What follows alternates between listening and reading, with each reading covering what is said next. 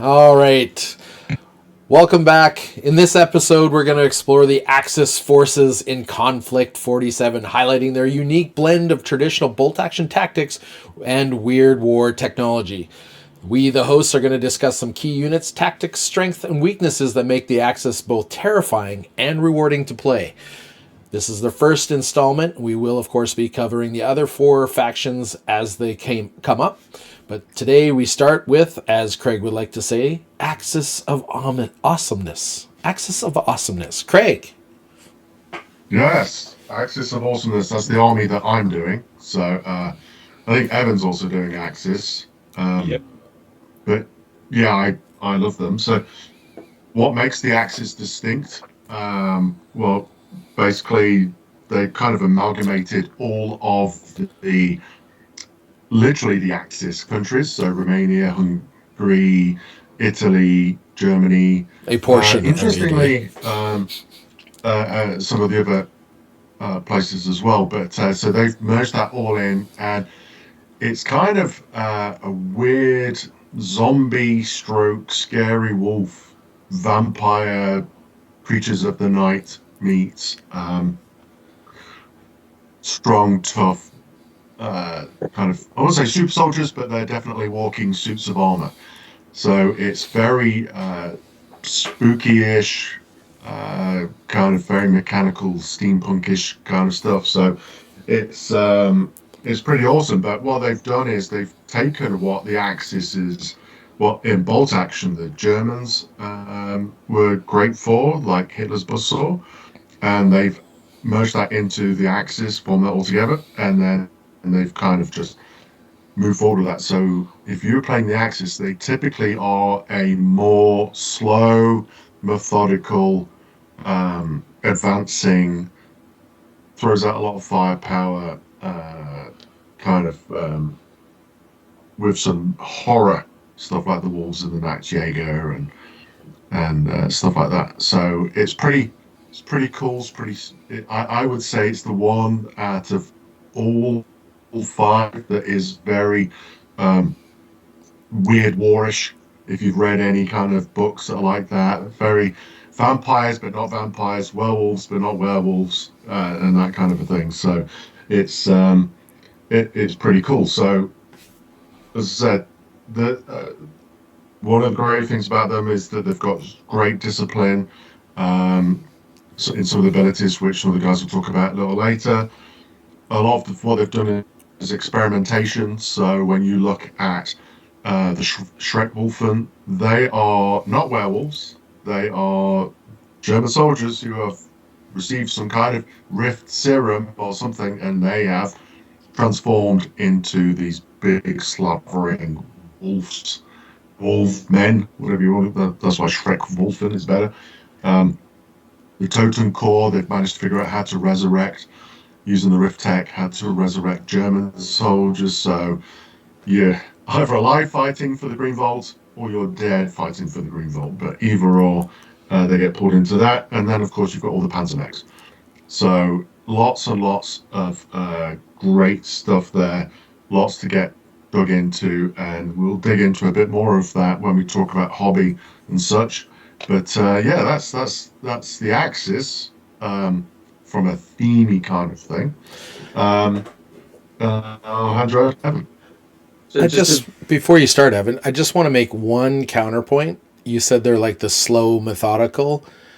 I think they're much more dynamic in that of all of the forces, in that they are the slow, methodical. But if you just decide to go with Nachthaben, Nachtjagers, and Schreckwolfen, you have and like the jetpack assisted guys, you can have a very lightning fast army as well. Like you can kind of go both ways, where a lot of the other disciplines kind of rely, like they seem like they're more of a Swiss Army knife. Yeah, like type of army. What do you want to make them? Craig doesn't understand how fast they are. Yeah. Well, he's still playing the box, right? He hasn't got onto a lot of the fast things. I mean, Yes, you're right. We'll get straight into a debate early in the podcast. But yes, you're right. But you will find that most of the army is not fast. No, There's like 3 units that are fast. yeah. The vast majority of them are not fast. So yes, you've got things that can be quick punches and stuff, and definitely, and when we talk about those points, but I think the things that you have abilities with the shoal troop and the fact that you can just shrug off shots and pins and stuff, and yeah, you might have the Shrek Wolfen, but I'm not going to speed them off on their own to go, So yes, you're right. You can do things. I don't know if I would argue that they are Swiss Army knife, though. I'm not so sure about that, but we can debate that as we go. Yeah. Evan will bring us into the units. But one thing we probably should do just before we get into Evan's part is just very quickly go over the Army Special Rules. Ah, yes. Just so everyone is familiar with what we're talking about. When I created my first few lists, I realized that I actually hadn't looked at the special. I built an army list that didn't use any of the special rules, and I was like, "So why am I doing this?" But yeah, so very quickly, we've got our salvation, which allows you at the end of a turn to re-roll an exhausted dice. So just once. So just like at the end of the turn, if you've got any dice that are exhausted, you usually get to roll them and then put them in the bag. This allows you to re-roll one of those.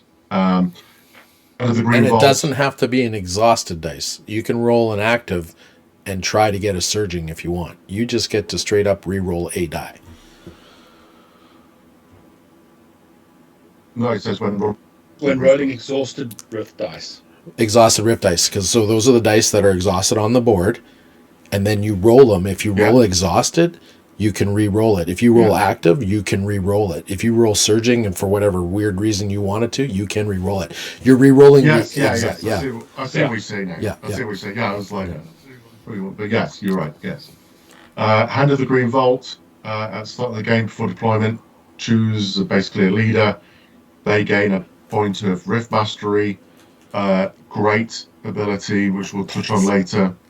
But yeah, you get to hand that out as a gift. Speerveld, if I'm saying it right, Mastery. One Axis vehicle that's equipped with a Speerveld projector may deploy with Rift Ice on surging, which is awesome. I don't have one of those yet, but I do plan on having it in my list at some point.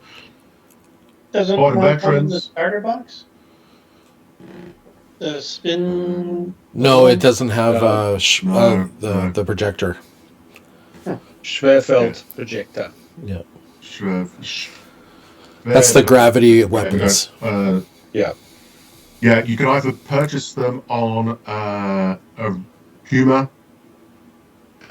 X and the ground one, and I think Panzer IV. I think the Panzer IV has Panzer IV, that's right. Yeah. Hardened veterans, so basically ignore -1 if you lose your leader. And then Buzzsaw, which is just like Hitler's Buzzsaw, which gives you the +1. So quite a good focus. You need to make sure that when you're playing Axis that you're kind of leaning into this to try and take advantage of it as much as possible. Now I'll hand you over to Evan. Round table, anyone else? I like the opening up for discussion. I like the theme that they're embracing, the Wolfenstein theme for the whole army. That's fun. Oh, very cool. Yeah, I did see someone. That Wolfenstein is coming out at some point on Netflix or whatever it is, and there's a French one as well that's coming. That's World War One-ish. So that looks cool. It'll make for some fun paint schemes if you lean into it. Yep. Yeah. So I went through the list and I've chosen the ones that appeal to me more than anything else, because obviously this is quite an exhausted list. So the first one is the Schwertruppen, which is the heavy troops. So they're equivalent. They're not quite Volksgrenadier, normal infantrymen. They're not quite their power armor guys. They're sort of in the middle. They're a nice blend. Sort of, I would use them more as a points grab more than anything else. Like if I'm short a couple of points, I'll stick a squad in. But the ones that, for me, from a troop perspective, that wins is the Stahltruppen, which literally translates as steel troops. And those are the guys, obviously much bigger, proper power armor, and they start unlocking the Rift dice. They're the first infantry unit that does it. So their thing is to activate the Rift. If they've got an active Rift dice, they can pass an order to discard pins. The penalty is movement when the Rift dice exhausted is dropped down to 4 on the advance, and from 6 inches, and run is 8 inches down from 12. So it's a good balance. Totenkorps, which strangely enough in German, if you have it Totenkorps as 2 words, it means dead corpse. If you have it as 1 word, it means corpse. So it's like it's really a corpse. It's a corpse. Fearless, dead. they're really dead, yeah. Fearless with horror and infiltrating. What's not to like? Apart from the fact they can never take objectives, but they are also tough fighters. I think these are awesome. As I know I can never grab an objective, I'm just going to camp these guys there, and you're going to have to kill them to the absolute last corpse standing. But given that all objectives in K47 are sticky, you put another unit on to grab it, and this is a unit that you just put in front of it and say, you want it, you got to come through these guys, otherwise it's still mine. Yeah, they also get the rule that their presence still prevents enemy units from capturing or controlling objectives, even though they can't. Yeah, so you stickied it with another unit, you've taken it, and you put these guys there, and now they've got to be wiped out to a man before the next unit. Correct. You know what I mean? Like, they're great for holding an already grabbed objective. Yeah, in a lot of games with zombies, you make these things max sizes and you just camp them. Yeah. And then obviously their Rift Dice activation is always the fun one, where you can bring dudes back. That's on a dice roll of, I can't remember what it said. It just brings back D6. Yeah, it brings back, yeah. So, yeah. And they get their surging bonuses. They get +1 penetration and additional penetration in close combat. That's always very helpful. Schreckwolfen, Teeth and Claws, +2 close combat. I used to play these quite a lot in version 1. They were sort of the heavy hitting, get in there, get stuck in, you're probably going to die, but you're going to take everyone else with you when you go kind of guys. So they got the Howl at the Moon special rule. It's very situational, but it's good.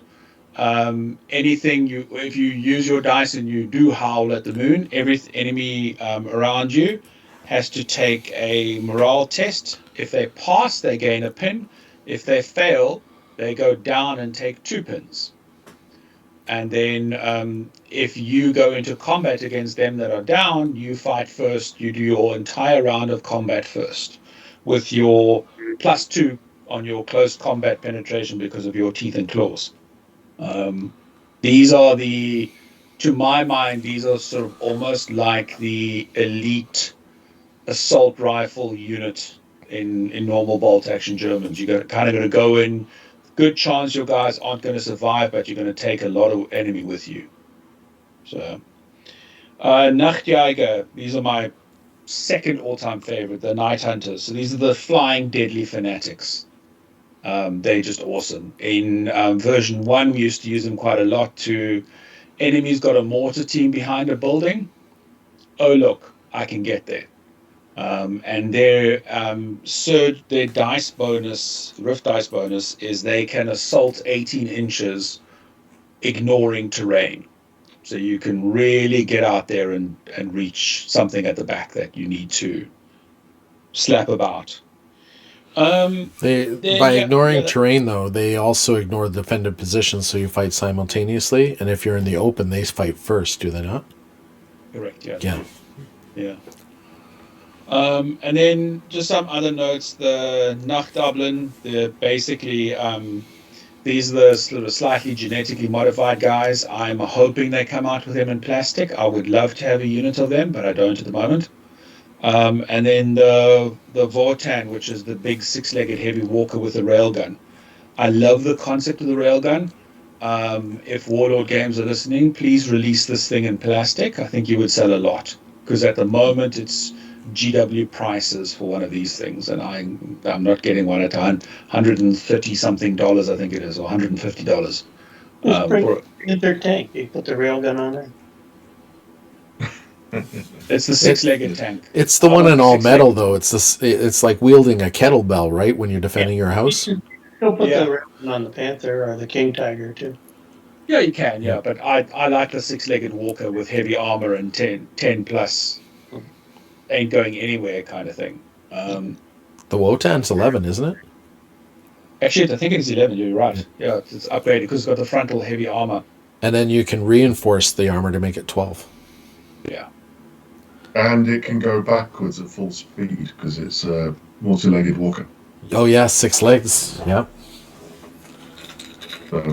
So yeah, those are sort of my top choices of the units. I obviously didn't go through anything like the anti-tank teams and all the. I do like the little walkers, the four-legged ones. I think they're very cute.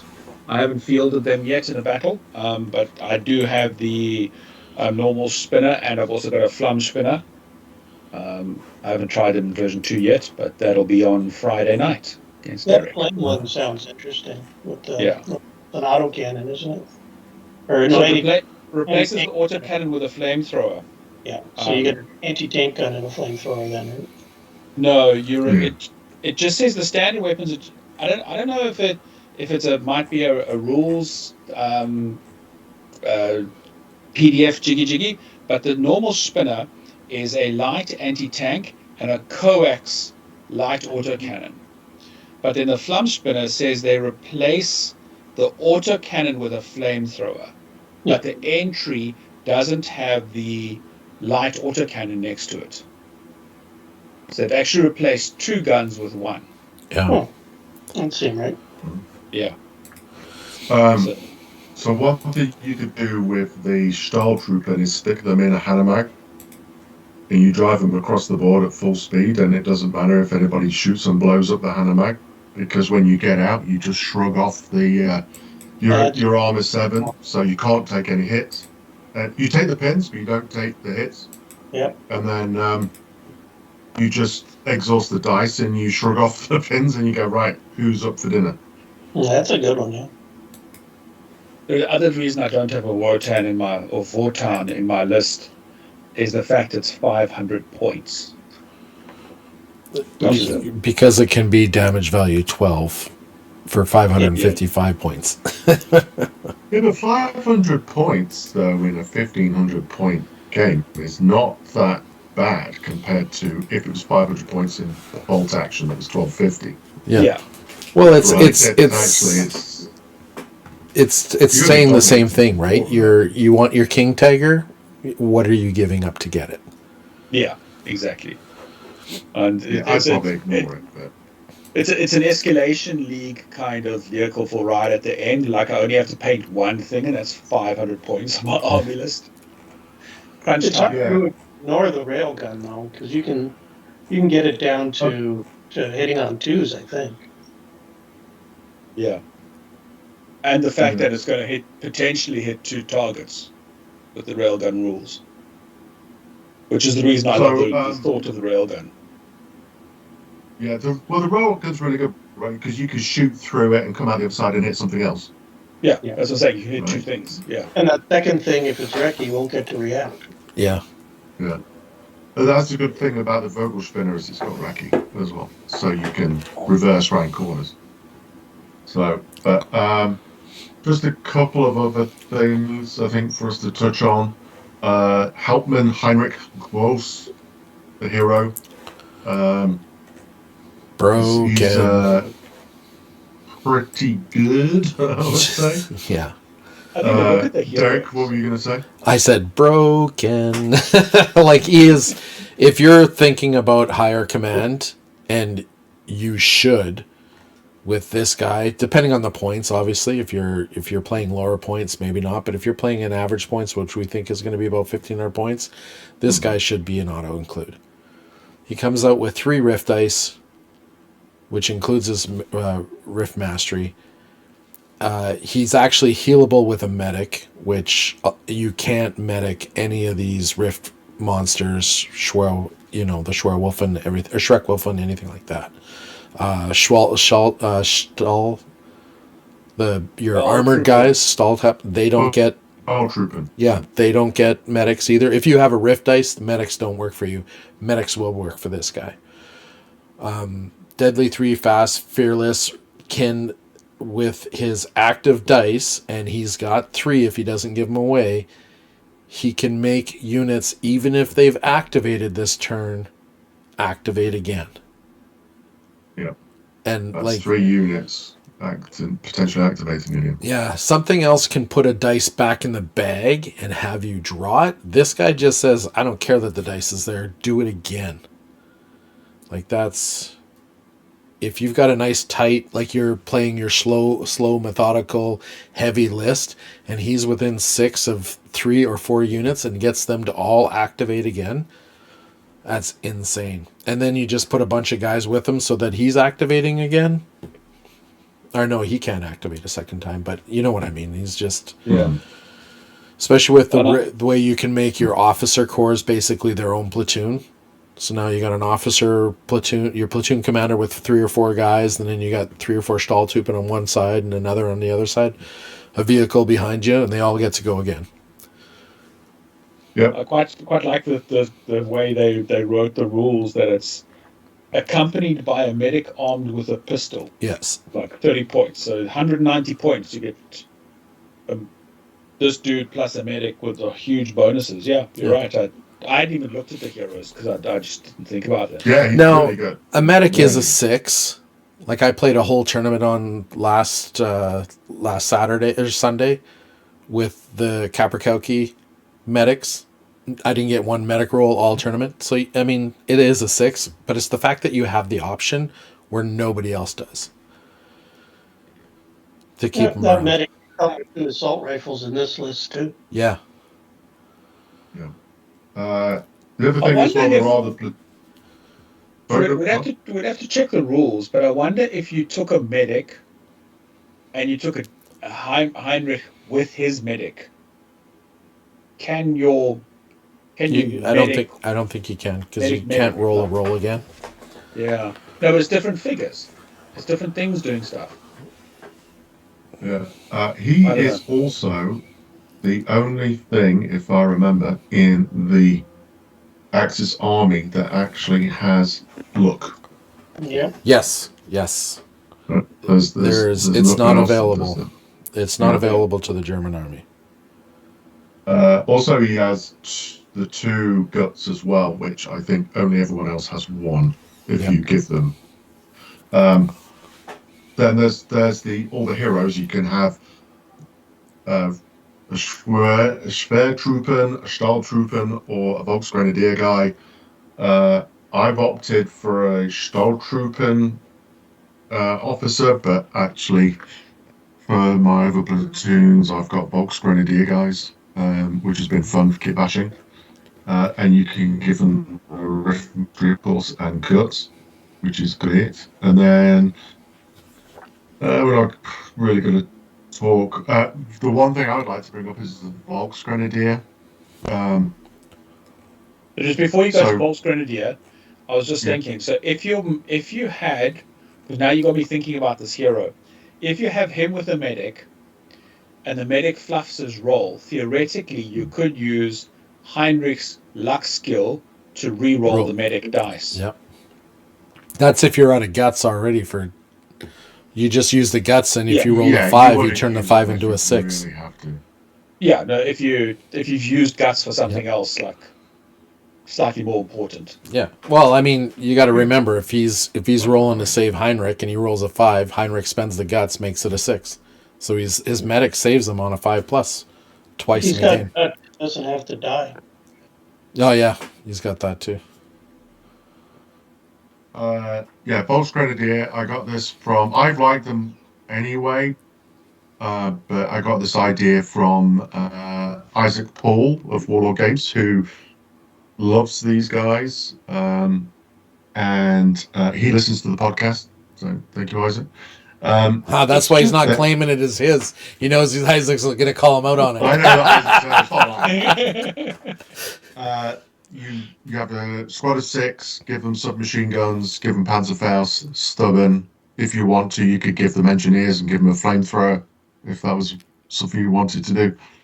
But and then you just sit on the objective and say, and because you've got stubborn, you got a good chance of getting through combat. Yeah. So yeah, that's a good one. I quite like that. I actually can see in the future where when you want to get more. I've started off with 10 dice for my 1500 points because I want everything that I can get with Rift pretty much.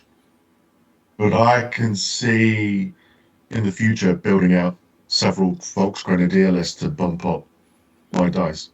Yeah. So I think that's something worth highlighting as well. I think that's really. We've not touched on the Italian stuff, which is unique because there's no other units at the moment that's not German other than these guys. I think maybe in the future that'd be cool. I like the idea of them. I like the idea of doing an Italian Axis Army. Yeah. That'd be cool, but we'd have to wait for a few more things there. And the other one that's good is the Fallschirmjäger Falcon, or Falky, which allows you to kind of mimic the Fireflies that the Americans have. So, although they only have assault rifles, so they're not awesome, but you can make them fanatic. That's pretty good. And you can give them Panzerfaust, so you can jump in and react. Yeah. And my last thing that I like, which I've got, is the Locust, which allows you to jump. So it's a jump jet walker, medium walker, which is pretty sweet. So allows you to threaten those flanks. But yeah, so just a couple of others. Who's up next? The Locust. Sean, how the Axis win? Well, we're yet to see Roll how sixes. the Axis win, but yep, rolling sixes is probably your best strategy when you want to win at this game. So we've talked about a bunch of the units. So if you take a look at what you get when you're playing Axis, you kind of have to decide how you want to win when you're going to make your list. But there's the opportunity there so you've got horror, you've got some excellent anti-tank with the German normal offerings plus there's Panzerfaust everywhere, but there's also that anti-grav or the gravity weapon. I mean, is pretty good because if you get they've got the +2 and the +4, and you get 2 shots. So if you hit both, that's +4 on the pen. If you hit both on the larger one, it's +8, and then you spend the die, you get the extra shot. So you're +6, +12. So they've got decent anti-tank in their new offerings as well as what they had before. And the anti-infantry is great. They've got an amazing output of firepower because anything that's all the heavies when armored, anything that's 7+ to damage is basically a walking pillbox because it gets full rate of fire and no minuses to hit on the team weapons, on the fixed weapons. So you're walking around shooting out 7 shots with your MGs, which is great. And then the assaulters are insane. All those monsters, the werewolves, the vampires, they're just incredible. They're fast and they're great at assaulting. And there's one other thing they have is the scouts, the other night troop, the demon human ones that come in units of 7. Noctalban. Yeah, you can give them basically penetrating SMGs. They're SMGs with +1 to pen. And they've got fieldcraft. And they are fast. So they're moving at 816, ignoring rough terrain, And they infiltrate. and they That's infiltrate. crazy. So they don't have a dice on. They're sitting in hard cover. They're looking pretty good. So this game, this Conflict 47 game, is going to be a hand-to-hand game. So if you want to win, I think you're going to have to be able to do more than shoot. I think you're going to need a hand-to-hand idea, and that could be just use mechs because that's fun. The walkers in this one. Because they have an advantage in that infantry don't really get to fight back if they go first. So if you charge something with a walker, you're going to get to just step all over them, and they have to save or run away. So that's good. But then when you're building your infantry teams, like your in this case, I guess I think that those night demon guys, probably the Volks Grenadiers too. You can give them the anti-tank for +2 a model, and then suddenly when you assault that walker, there's a chance you're going to lift it. So that's all good. So I think you want to look for that balance. You want to figure out how you're going to use these different tools you have before you, and then think about when you want to be defensive. So the units that are going to be the anvils, the Stahltruppen is an excellent anvil, and it's nice big armor.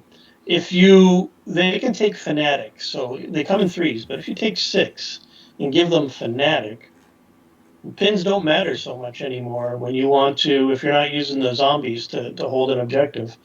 The Stahltruppen with Fanatic, and 6 of them are going to be really tough and hard to lift. So I think those are the things you have to look at when you want to figure out how you're going to win with this list after you play with it and get a flavor for it. I'm sure you've all got opinions. Craig, what do you got? How would you? I like quite a lot of what I agree and like a lot of what you said. I think a thing I'd probably just to build on would be the riff mastery with the heroes and stuff, being able to throw in a die on a unit. So if you want to send them off to do something, or you want them to be able to do extra stuff, you can give that unit an extra riff dice. So it quite, if timed right, that can really benefit a unit. Yeah, because depending on all what the objective is. Yeah, they all have that negative effect once you spend them. But if you give them 2, then you spend the first one, you still got a second one. Yeah. Totencorp with two dice on it. Oh, you rolled a 1. I'm going to use it again. Yeah. Roll a 6 this time. Now I got everybody back. You know, a Shrek Wilfin, they're tilting. You've got 2. You're never getting into that exhausted because you've always got that second active dice for a lot of these forces that you're going to want. I don't know if I'd put them on the Stahltruppen as much. Probably more just because they tend to be back, and their exhausted penalty is lumbering, 4-inch movement. Stahltruppen aren't. I mean, they can get in there and assault. Don't get me wrong. I've seen that officer wipe out a flyer fire the unit. They can do that. But I think if you are running Schreckwolfen, Totencorp, or the 2 Nox, the 2 night units, you're looking at putting the extra dice on them. I don't think the Stahltruppen really ever needs that extra die. But yeah, once they get where they're going, they're there. Yeah. And their job really, because they have the long range weapons, their job, like your little projectors, your little gravity projectors, their job is to get rid of things like anti-tank weapons that are going to tear you up. But then pin the things you want to assault, and then the assaulters just walk in and have fun. Yeah, exactly. Like, they can fight because they're 7+. Not a lot of units. Everybody needs to hit them with 6s followed by 6s for most average units. Yeah. But those average units are gonna, like the Schreckwolfen and the the 2 Noct units. They're clearing those units out before the Stahltruppen ever get there, or ever get into a position where they want to charge into it. Evan, you had something. I think I need to proxy some of the Nacht album as well, because I quite like their rift dice. How when it's depleted, it changes their order dice to ambush.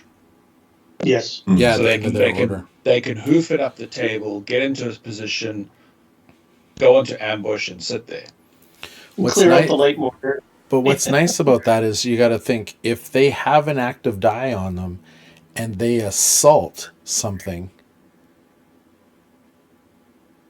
then they reorg back into cover and drop an ambush. Now you move within 6 inches, they're assaulting out again. Yeah. Because you can, with an ambush, remember in this game with ambush, you can assault anybody within 6 inches. And if they're going to stay outside of 6 inches, well, they got the Schmeiser, the MP40s that are 2 shots each plus 1 pen. Yep. Like they're going to hurt anybody that comes near them. And to upgrade from SMG to that is only 2 points per model. So yeah, it's almost like a no-brainer. You're going to take the MP40 every time. Oh, yeah, I think that's just a standard. You're looking at whatever your count is. What do they come 5? Yeah. For 120, it's automatically 130. You need that weapon. Yeah. Yeah. So, I can't see the reason of making them engineers, though. Like that one, I boggled my brain. I couldn't get it right. Because if you have engineers and you assault people in a building or in defended positions, they do not get defended positions anymore. So now you're fighting at the same time, as opposed to assaulting into a house. They hit you first and then you hit. If you have engineers, they don't get defended positions. That's why they have it. Okay. Which is another thing. If you're playing, if you know you're going to be playing on heavy boards with a lot of cover, which is pretty much every board out there, that's another. So you're looking at 3 points. 1 for the MP40s and 2 for the MP40s and 1 for the engineers. Because you want them assaulting. Yeah. This is going to be a deadly game. You're going to be killing lots of stuff. So I think we should be careful how many big, heavy, expensive units we take. You'll probably want to try and get more dice that are functional, if you can. And if you are going to go with those heavier units, you want the Stahltruppen. Stahltruppen for 7+. The Nachtjägers and the Schreckenwolf for the hard to kill. Because they get +2 in cover and they get a 5+ save at the end of it. Like, there are ways to keep these things alive and going. They are just that. Yeah. So I think that's why I think it's a little bit of a Swiss Army knife compared to some of the other factions. Yeah. But I think it's a combined arms list. Oh, completely. Like, yeah. I don't. If you go up with Schreckenwolf and Nachtjäger on their own, they're going to get mullered, right? So you need to combine. You still have the freedom to choose where you want to emphasize things, but I think you need that combined. Yeah, you definitely need to really maximize the Axis list. Yeah. Yeah, and at the center of all these things is going to be the hero with his guts and his rift mastery. And when I think of guts, like rift mastery, getting the extra dice is great. Guts is good for defensive. But when I think of guts, I think of General Brock's hat. Now, I don't know if you know about General Brock's hat, but when he had the hat, he went into battle in, but that was an old hat. So he needed a new hat. So he ordered a new hat back in 1811. Because there were no hats like that in Niagara on the Lake, because his head was so big, like it was bigger than the average officer, so he had to order it from London. So they had to go and get another hat from London for him. So he was there in Niagara on the Lake. Well, okay, so back then it was called Niagara. It wasn't Niagara on the Lake yet. Of course, first it was Newark. And then once the capital moved to York, they changed the name to Niagara, and it stayed Niagara for the longest time until they got sick of people asking them where the fault was. Where was? Oh, General Brock's hat. Yeah. So he had a habit of sitting on a rock down by the water. You can go see that rock. It's still in Niagara on the Lake. And the son just wore out that hat, so he had to get a new hat. But then, so he puts in the order for the hat, starts waiting for it to come, but before it could arrive, turns out he's never going to have to wear that hat. I don't want to spoil the end, but he doesn't get to wear that hat because that hat didn't show up until the 1813, and that's after October 13th, 1812, which you would know as the Battle of Queenston Heights. So his hat ended up in the property of his cousin. His name was Jack, actually, Captain Jack Brock. Now, Captain Jack Brock was posted at Balls Falls. And so he's there with his troops. Balls Falls, there was a mill. George Ball was the owner of Balls Falls. And he was thankful for how accommodating the Balls were. So he gave the hat that showed up in 1813, the nice new hat for General Brock, he gave it to George and his family as sort of a thank you thing. And then there were burials for Brock after, because they built a monument, so they had a big ceremony. So George actually brought the hat out, and they placed it on the coffin, and then they put him in there. And then an angry Irishman, blew up the first Brock's monument. So they built a second Brock's monument. They brought the hat out again, and they placed it on the thing. And there's some controversy over how this hat was being, was it treated with respect, or was everybody trying it on and what have you? But anyways, that hat you can still go see is in Niagara-on-the-Lake now at the museum there. It's a little beat up and a little worse from wear. But this isn't about. But this isn't just about going to see the hat in Niagara-on-the-Lake. This is actually about Balls Falls. The Balls, the people, the Ball family, they're actually very generous. They also donated Balls Falls to the Niagara region. You know that. You can go to Balls Falls. You can see the buildings there now. And the name of the man who donated that was Manly. And Manly Balls is why Guts reminds me of Brock's hat. So there we have it. There we have it. Manly Balls.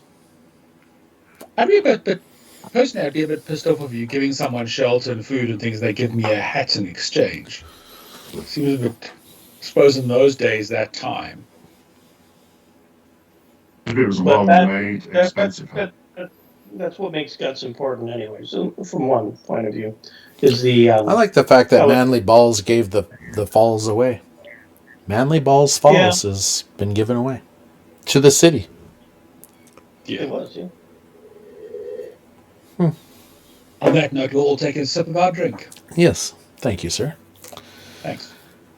All right. So those are the strategies and tactics of how Axis works, or how a general idea anyways. It's definitely not in Story depth. of General Brock's hat.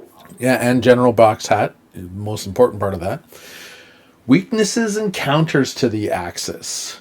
So some of the main drawbacks is the Axis being such a force that it requires all these moving pieces. It's also elite, which means you're working with less dice, and you've got this puzzle piece combined arms force that once you start losing a squad here or a squad there, you don't really have a lot of backup or replacements for those squads to do something. So there's that limited amount of like redundancy.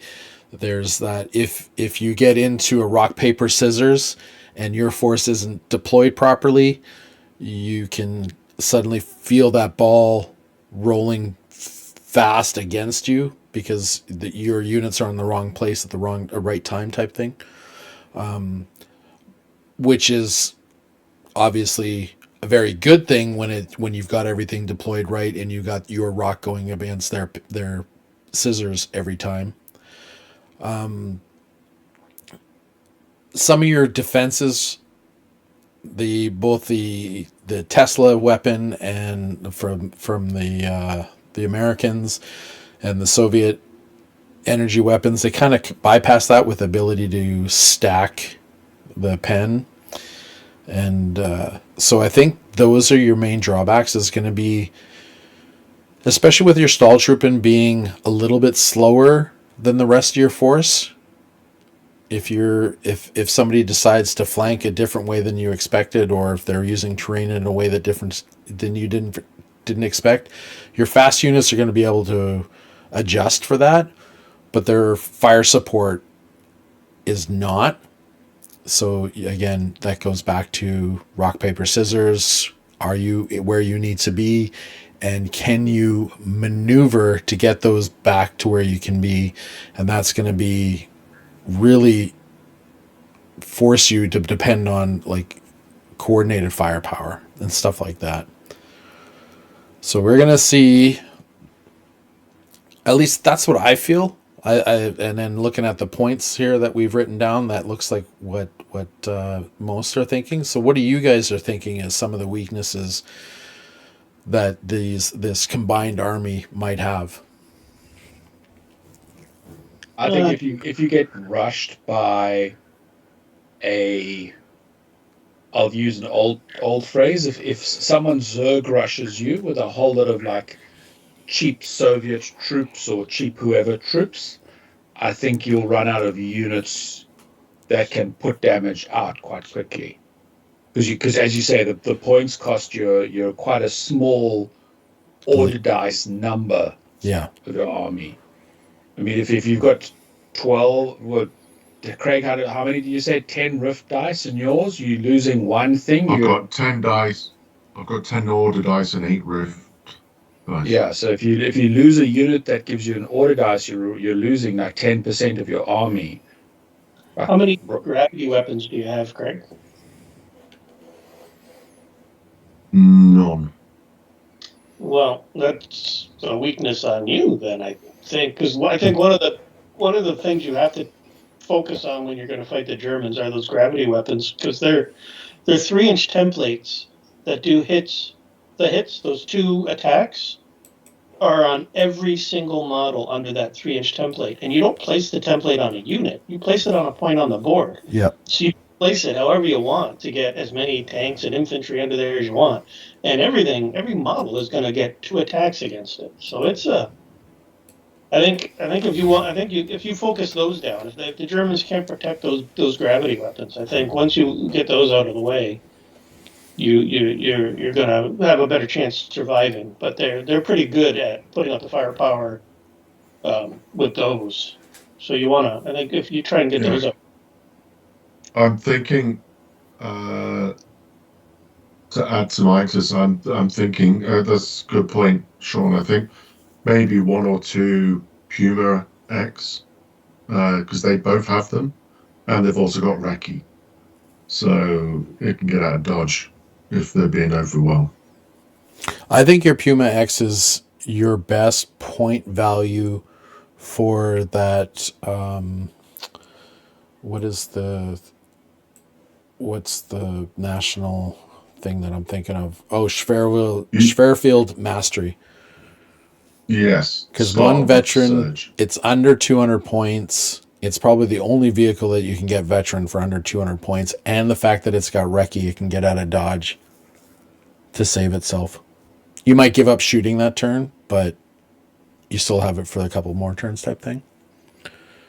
So many Panzerfaust and Shreks out there. That Recce's is going to trigger pretty quickly, I think. Yeah. Maybe, but I mean, depending on what they're using to trigger it, you could be getting your points value back on that. Like I said, if you got a 200-point walker or 300-point walker or a 200-point unit, and it's a 200-point vehicle, and it's surviving, they're wasting their shots, you're up. Now, if it's a 100-point unit and they're forcing you to run, then they're making their points. But that comes down to that rock, paper, scissors, elite status, positioning, and everything else. That is going to be the weakness of this army is being in the right place at the right time, because you can't cover everything with a small elite force.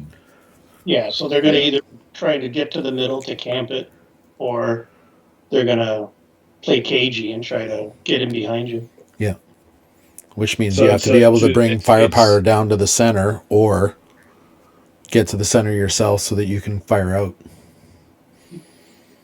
So on the how to win, it's in summation roughly, it is know what you want to do, and then the how to beat them is try and distract the player from doing the things that they need to do to win. Yeah, they don't get a Nebelwolfer anymore, do they? No, No. No. I don't think so. See, No. now this is the funny thing about the Army Builder. The Army Builder says you can bring units from bolt action in, but it doesn't have them listed. Like I went look, like it doesn't have for the Japanese. It doesn't have any of the tanks. You've got to go get the point for the tanks, come over and add it to your list post list making type thing. So you got to leave those point values there. So you might be able to get Nebelwolfers, but then I would have to check the rulebook. I don't remember if I saw that those weapons in the catalog, in the weapons chart. And the sentence is if both players agree, then you can bring them. Ah, that's right. Okay. Because they do have the points value for, oh, those are rocket systems. They're different. Yeah, rockets are cool, but Yeah. they're no Nebel. No. I'm bringing rockets just for the fun of it. I think you should be able to bring whatever you want over. It's. I don't know why Well, the you wouldn't army be. list does not have everything in it. So if you're using the army list, you don't get to bring anything from armies of Germany.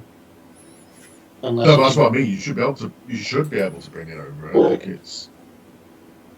I don't see why you can't.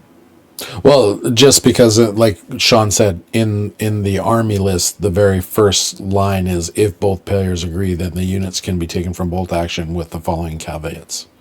Yeah, no, I get Yeah. that. I just don't understand why you can't. Yeah. Oh, why they Like, just... I don't understand why that's a thing. I don't. Yeah. Like it to me, it should just be a. And you can pull from this list. Yeah. Like, Nebelwolf. it just. Yeah. Yeah, Nebelwolf, like. Because they did caveat that with late war, so you're not bringing in luxes from early war. You know what I mean? You can, even if you agree, it's only late war units that can be brought in. Love, because it's come in late war. This happens in late war. Yeah. So, I don't know. If I was running a tournament, I would be like, anything from late war, you can bring it. Yeah, if you want to bring it, bring it. Yeah. Yeah, but where does I want you to. I'd want you to bring a Sturm Tiger so I can shoot it with a railgun. Yeah. Well, I got something now. Yeah, you don't get Panzer Ace on your veteran tanks. Yep. Not in this game. No, it's been removed. The only thing they keep is buzzsaw. Yeah. And it's not even Hitler's buzzsaw. It's just buzzsaw. Yeah, I wonder what happened to him. He died in a bunker. He was killed. Hitler was. It says that the Grüne Gewalt went and took over, and the old regime was removed. Yep. We'll probably show up. Removed. It was probably just like our timeline. He got married. The next day, he killed himself. Okay, but so, like our timeline, did he really kill himself? Wait a minute. Or was he killed? A bunch of special forces flamethrowed him in a movie theater. Yes. We'll let Sean work out that story for the next time. Yeah, Hobby? maybe that film was actually all planned by the Green Vault. Maybe Tarantino was shooting a Conflict 47. Yes. A historical documentary. Yes. Craig, you want to take us into the hobby and narrative appeal? Yeah. So, it's really cool. There's the thing I like about with the Axis for theming and in this, and this applies to most of Conflict 47 anyway. But if you're looking at it in specifically for this episode for the Axis, there's so much you could do.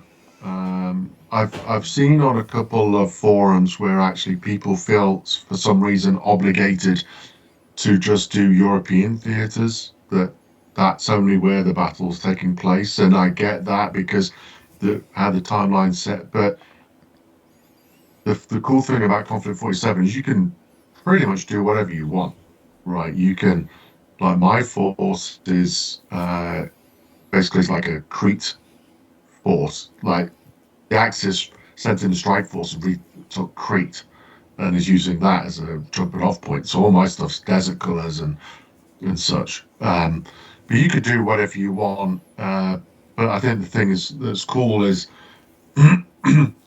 there is the thing I like about Axis is there's kind of an occultish element to it.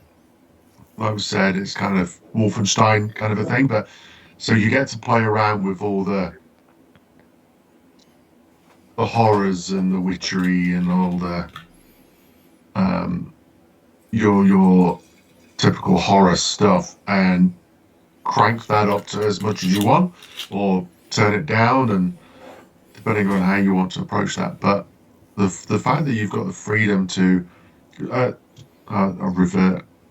refer to Isaac again, but he's done a force that's come from the moon and is all in moon colors, and there's a I was gonna say green that vault moon base. you right? got you got lunar Nazis Axis on the moon, right? Masks on and all this stuff, and they go wherever they they can go anywhere on Earth and stuff. So, yeah, I mean, I'd love to do what would be great if you do South American Axis with all the Argentinian in Argentina. So there's so much you can do with it. So I think the thing is, don't feel obligated that you have to do great, right? I don't think you're obligated to do what Warlord Games did. You can make them knights because I know it's more the Nazis, but I think the Green Vault and everything that's plays through occultism plays a theme. There's a taste of occultism in this army. So feel free to do Teutonic Knights, Chivalry, or if you want to do Camouflage, you could do P-Dot, just like some of the Waffen SS or the Wehrmacht did in late war. So you get to play with whatever you want, and then of course I saw a guy. Sorry, you talk about painting. Yeah, go ahead. A couple of paint schemes where they did it Cobra Commander from G.I. Joe. Right.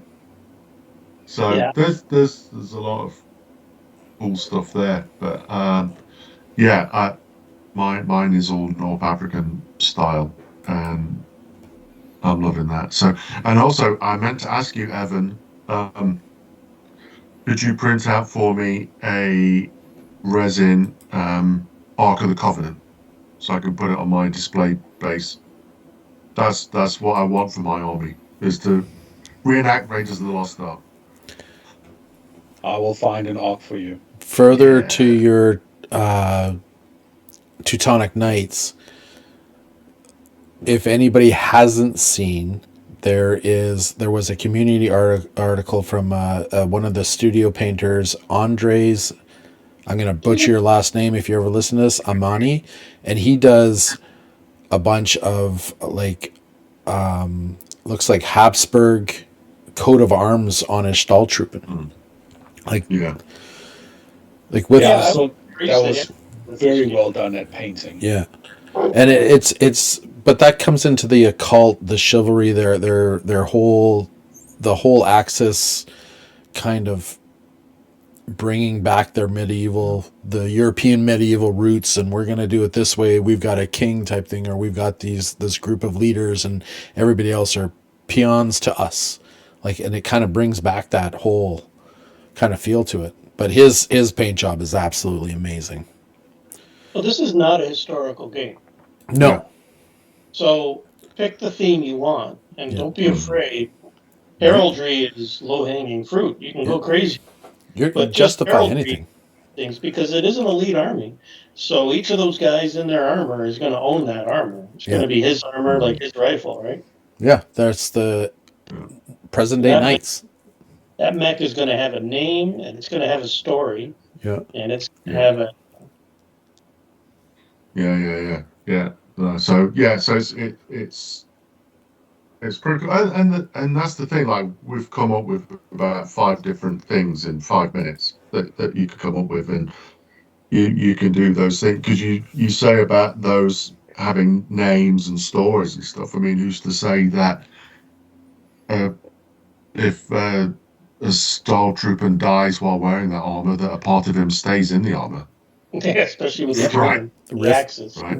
riff mastery. So you could go on and do other stuff. So I think the fact is K47 in general, but for today's episode, you could just go nuts and do whatever you want.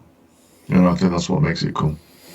Yeah, Oh, there was one actually. Someone Matt and I came up with a great idea, which was an Axis strike force where all of them came on an underwater submarine carrier to the off the coast of Halifax and have struck and are fighting in the streets of Halifax.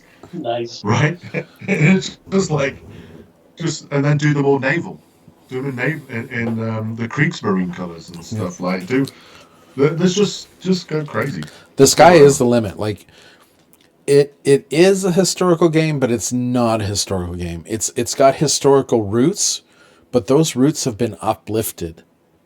And there's nothing to say that when you are making something that you're like their K47's timeline follows our timeline, but it doesn't exactly follow our timeline. So if you go into the mindset of it's Earth, but it took a left turn, or like present day, but it took a left turn at 40 whatever when the things started changing.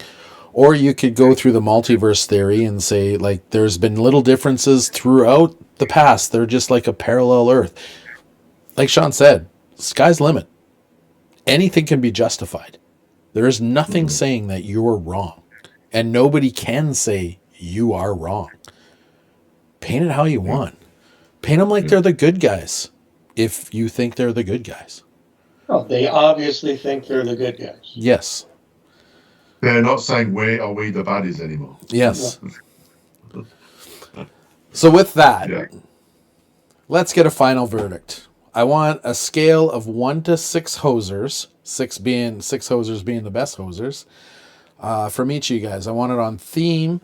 So does the whole army mesh? Does it have a good theme? Like, is there something that just blaringly jumps out as like, how is this part of the Axis? Playability. How easy is it to play? Is it too difficult to play? What that is. Balance is the entire... Now, we haven't looked at the other forces yet, the other armies, but with the other armies in mind, how balanced is this? And bottom line, fun factor. If you were to tell somebody they're getting into this, or they want to jump into this, you're going to say this army is for fun. Like, not just ease of play, but fun. So think about those things when you're giving me the scoring for theme, playability, balance, and fun factor. A new person is coming into this, and they want to know that they're getting something good. So let's all do the theme first. Yes. Score it, and then go to the next. You betcha. So Evan, can you give me your theme on a 1 to 6 hosers? 5 hoses. Sean. Well, yeah, theme is definitely a hit with the German army, because I think the first few armies they're going to do are all going to have great themes because they're starting fresh. So definitely 5. I'd even go as far as 6. I don't know what more you can improve about the theme of this list, short of having Dracula. And you can have Dracula if you want, just make him a hero. So Yeah. Gonna. Craig? Yeah, I'm going to give a 5. They've got a very strong theme. I think the fact you've got an Axis with a cult and the horror vibe going on, I think that's a really good, identifiable theme that you can adapt. I'm gonna fanboy out here. I think that they, with the experimenting, the secret labs, the building of armored troops, I'm gonna give them a 6. I think their theme is right on point. I don't think they have anything that's like borderline. Why is this? I honestly think they hit this nail on the head. Yeah, there's So- nothing that says That's they added this just for game balance that I can that jumped out. Even the heavy armor is they're knights. Make them they're knights. Teutonic So- Knights type idea. So the overall theme scores between 5.25 and 5.5. I would say, well, Sean said 5 and then he said 6, so I put down working out both 5.5. ways. So I'd say let's go with 3 5s and a 6. so that would be 5.25. Oh, did you go with 6 in the end? Oh, 6. So 5.5 is our score. 5.5. I said 5, thinking it was on a 5, like a normal rating system, but No, I guess we're going the D6. So Yeah. D6. All right. So 2 6s, 2 5s, 5.5 is our scale. Playability. We'll The go only the other. reason I give it a 5 is that I think every army will has the potential to double down on its theme. And I think you'll get to a point in a year or two where you'll go, the Axis really is this thing. Like, it's really doubled down on it. And that's why I give it a 5, because it's a starting point. Playability, both ease of play for a new person, learning curve for a new person, and basically we're all new people, but a veteran person, is the playability still going to be there? I'm going to start at the other end of the spectrum this time, and I'm going to start with Craig. What is your score? Yeah, it's a really good one, that one. I think from a veteran perspective, it's good. I think it's very playable if you're familiar with bolt action and what you want to get into.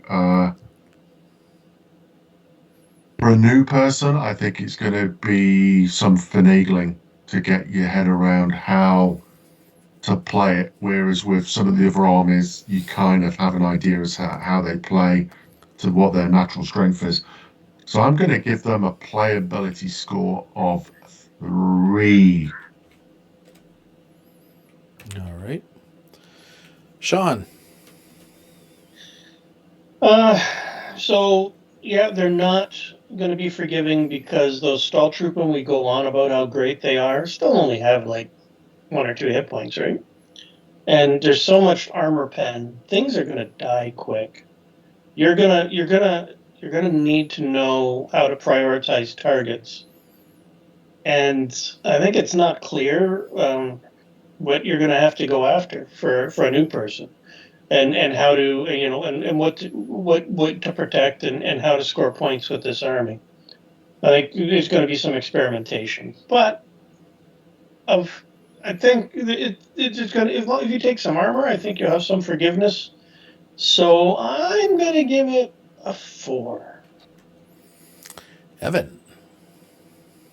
I'll go straight off the bat with the rating. I say 4 as well. The reason I say it is, as an existing German player, the stuff isn't totally unfamiliar, but you can end up with sort of analysis paralysis in that there's such a wide range of possible different ways of doing it.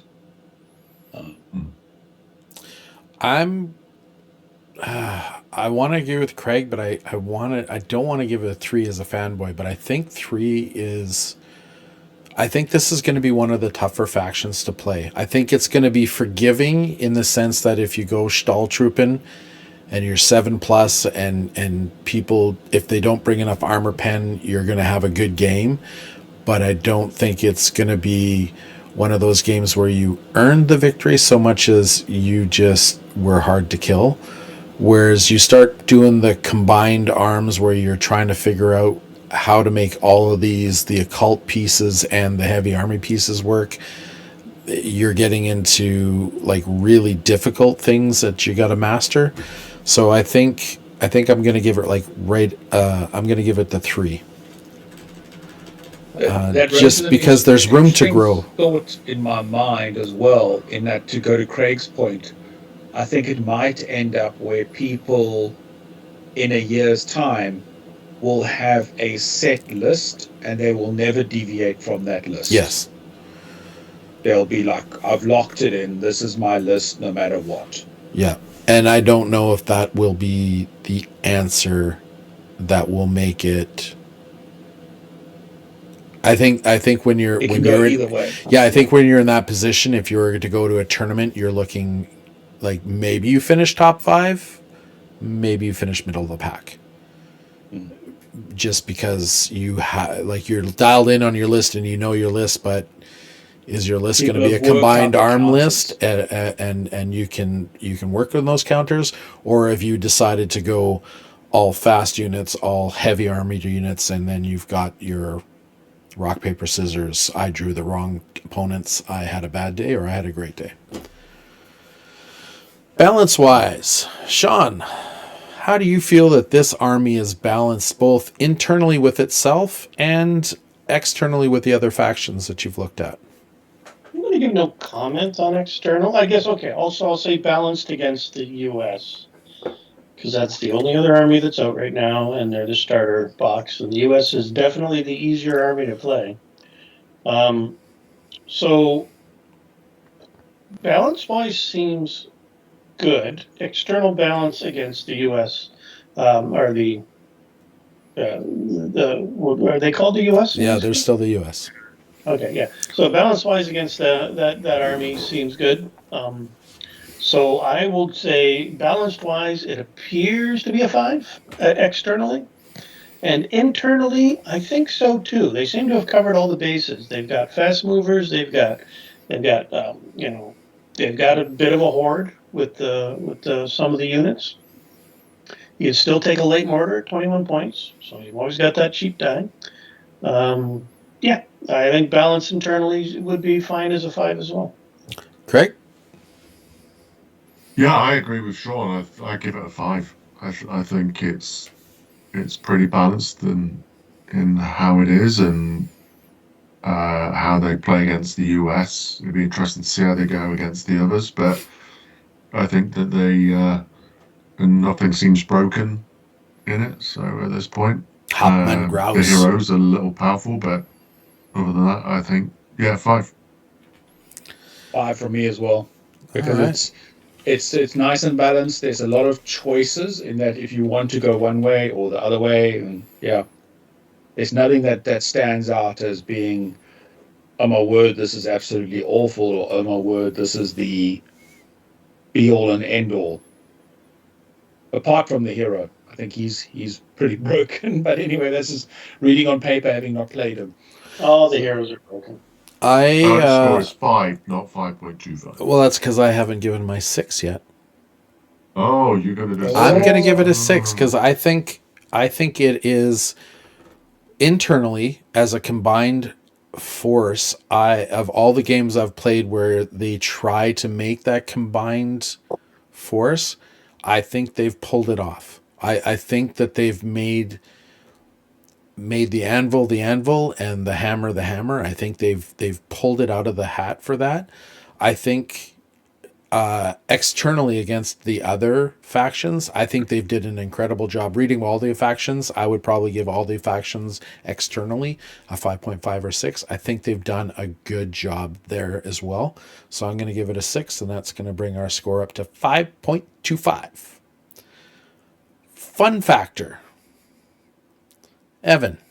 6. It's got everything. It's for me.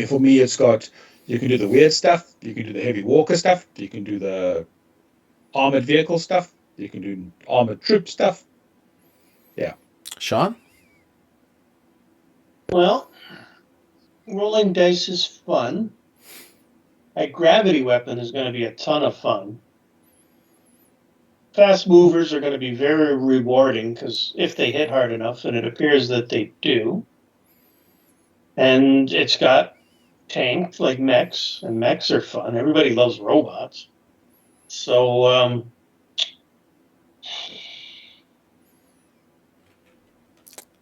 Greg. Nice. Me? Yep. I agree. I think it's I was about to say 6, but there was a reason why I was going to say 5. I'm going to give it 5. I think it is really fun. It's got everything that you could build with it. The only thing I think that will hold it back for me is the playability. I think that just may frustrate some people with it while they're playing it, and everything about it's fun and what you can build is fun and stuff. But I think some people may not like the idea that it's and may get frustrated with it. So I give it a 5. long as they're picking up the other guys' units as fast as theirs are being picked up, I think they'll have fun. Yeah. I'm going to give it a 5, and that's more just because as much as I like the Axis, it doesn't appeal to me. I think if I was playing them the way I want to play them, being more fast movers, all hammer, no anvil, I don't know if that's how this would play well, because you remove the hero from your list because you can no longer use him because he can't keep up. So you're limiting yourself that way. And a lot of the officers won't be able to keep up as well because they don't have the option to be really super fast. So I'm going to give it with a 5. I'm tempted to give it a 4 just because of that, but that's my playstyle, and I don't think that's would be necessarily limiting to other people's playstyle. So I'm going to give it a 5, which will... You're just going to play Japanese, aren't you? You're just playing Japanese. Japanese or Soviets. Yeah. Teleport in the background. Yeah. Well, not Soviets. Soviets are coming out a lot later. Yeah, now. Yes. My decision's been made for me. So to recap, the averages that we've all given on theme is 5.5. Playability, 3.5. Did I write that down right? Yes, I did. Balance, 5.25. Fun factor, 5.5. Nice. Little bit of fanboying in there from all of us, I think, with those high scores. But we're not marking it against other ones. 4.9 hoses. Yes. Average. So I think, 4.9 hoses. Yeah, 0.9 hoses. 0.9 hoses out of 1. So the Axis... Four hoses and a pair of shorts. The Axis in K47 perfectly capture the real weird war feel that I think Warlord was going for. You got your elite soldiers, nightmare science, and a desperate win to war. What did you write here? Desperate bid to win a war that has already gone too far. Like they say, this is the end, not a war. So whether you're a competitive player or a painter chasing a pulp horror vibes, they're one of the most entertaining factions in the game. I honestly do think that this game has got a little bit of everything for anybody that is a war gamer. You've got your history, you've got your science, and of those things that everybody's looking for, this faction in particular really sums it up. They've got everything and anything, and it all plays well together for that person. So if you're that person coming from GW, because 90% of the player base out there has at some point in time or is playing a GW game, this is the faction you want to roll into. It's got your NIDS, it's got your what are the Knights, the Space Marines. It's got, your Cadians, if you want to do the Cadians. It's got that feel to it. If you're the person and you're looking for that, and you're looking to get out of the expensive waste of money that I think GW is, this is exactly what you're looking for. This is the faction that will give you everything that you've been looking for. So I think that's where we're going to go with that. All right, Craig. Oh, yes, that was it, right? Yes, Craig. Yeah, we're good. So calendar. So just focusing on the next 3 months. We're in the second season of the Sober Circuit. So just started. We've had incoming that was at Mecca Games, and at the 3D shop was Operation Blizzard. So those two have taken place. But there's still about another 10 events taking place over the year. Through the season, but the next ones in the next 3 months, we've got Sweeping Envelopment, which is on Saturday, the 23rd of November in Oshawa with Over the Top Games. I'm going to that. I think, Sean, you're going as well, right? We did that last year. Yeah, it's a Saturday, you said, eh? I thought it was a Sunday. Sunday. No, I thought it was I a think Sunday. it's Sunday's the 23rd, right? Yeah. Actually, I think. It is the Uh, 23rd. Yeah, then we've got Conflict 47 500-point tournament at Black Knight Games. That one's not part of the Sober Circuit. They are looking to add events to the Sober Circuit, so they're going to come a bit later. But there's a K47 tournament in the area, which is good. Then Saturday, the 6th of December, is Tista Minis, the Bolt Action tournament. So, and that is a Sober Circuit event. Oof.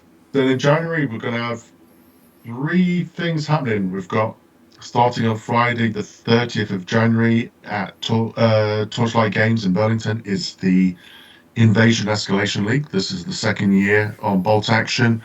The theme is going to be early war. You don't have to do early war, but there's bonus points if you do early war. There's also, around that same date, is going to be a K47 Escalation League. That's going to be taking place at Mecca Games. And the Saturday, I think it's the 31st, is at Sword and Board, is a Bolt Action tournament, which is part of the Sober Circuit. And this will be a new one for Sword and Board, which is in Toronto. So they're new to the circuit and new to running Bolt Action tournaments. So that is what's happening in the next 3 months for events. So there's quite a few things going on. Keep you busy. And then hobby. What are we up to for hobby? So Sean, as the, I would say, hobby guru, is the one who's manages to keep hobby plates spinning. What are you working on for the next month? Well, now that I've painted up the U.S. side of that starter conflict box, I'll paint up the German side. I got another box of Song of Ice and Fire. I did one box for the last month. I'm going to do another box this month, and I've got a BattleTech box I just primed up. So I'm going to paint up the mechs that are in there. And for the Revolution, I've done 4 regiments so far of the line. I've got about 3 more to go there, and then maybe I'll do the lights as well before I start moving on to the Hessians or the Guards. It's the Germans. Yeah. It's all Germans. Cool. Okay, Evan. So still painting for the K47 painting challenge. So my Totenkorps, Schreckwolfen, Nachtjägers, and that's it. They're all done. And then I've got my Stahltruppen and the Walkers to finish still. So yeah, and then after that it will be on to for the Escalation League. I'm going to do that 14th Burmese army that we were talking about earlier today. 45, yeah. Yeah, so I'll use Chindit figures for it. Yeah. Darren? Well, I failed my last painting challenge. I got all the Americans painted. The pictures will be at the end of this, if I can get pictures of them. But I didn't paint the Japanese. I tried, and I couldn't figure out what it was. And then on the way back from the Bolt Action tournament, I finally dawned on me, and I was talking to Craig, and I was like, I realized why I didn't finish painting those Japanese. They're metal. and they're a little bit of flaw here and a little bit of flaw there. And I've always liked metal over plastic because I like the weight. But when it came to actually painting them, after painting so many plastic figures, it's a pain in the ass. Like, things kind of blend in together. There's no real definition. Makes painting harder and less fun.